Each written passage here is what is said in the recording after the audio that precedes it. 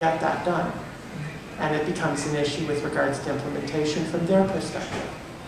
So it's very good perspective, and I believe you know, we have the support, and I think it's very good issue. And hopefully, How do you? raises the issue. She didn't bring the charger. She didn't, I don't think she got the charger. The need is not just She couldn't control things. That would be very helpful for everybody in the room. We can just. In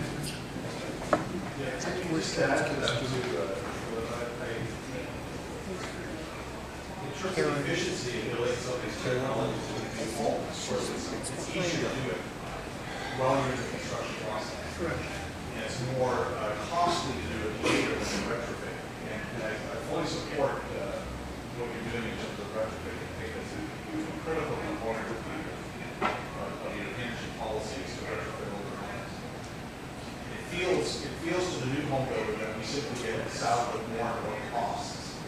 So it's easy for governments to add another layer of legislation that says, okay, now there's a new standard to which you have to build to.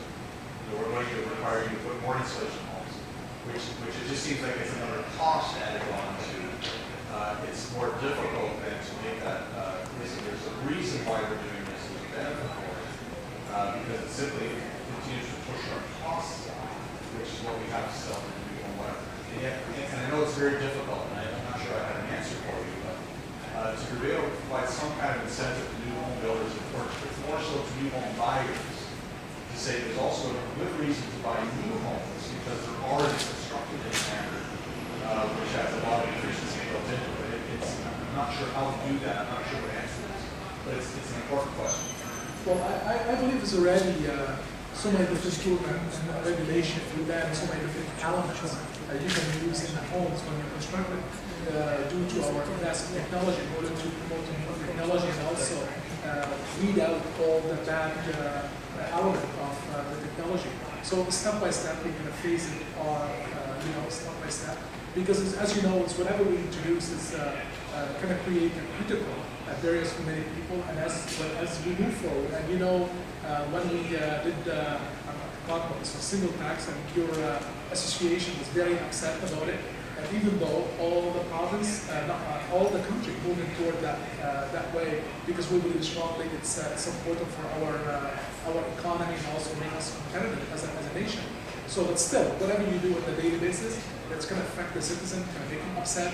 I think you have to, alongside with changing the, phasing some kind of habits, you have to create some kind of cultural awareness among the people. It's not just about laws; it's about also good for you. It's a culture you have to change.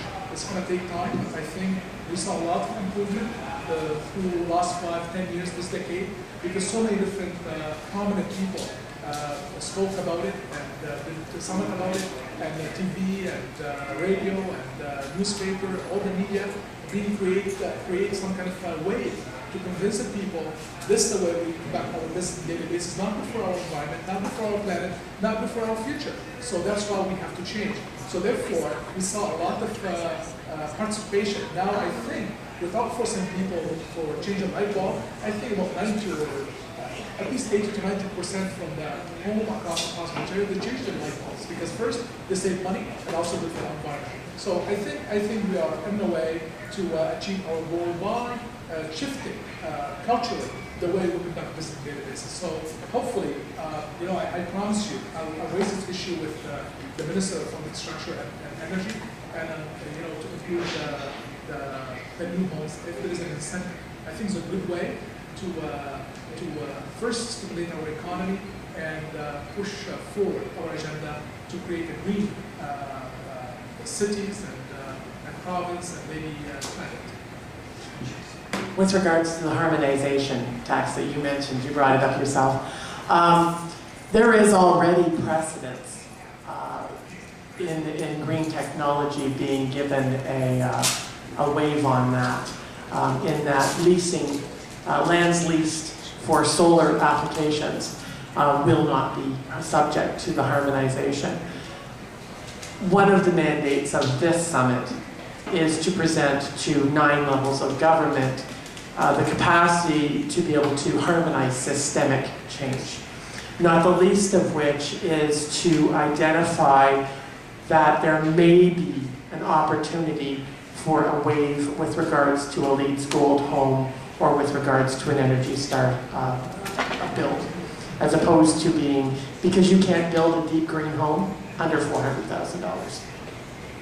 So that is one of the recommendations that we're actually going to be supporting in this, in the report coming forward to you.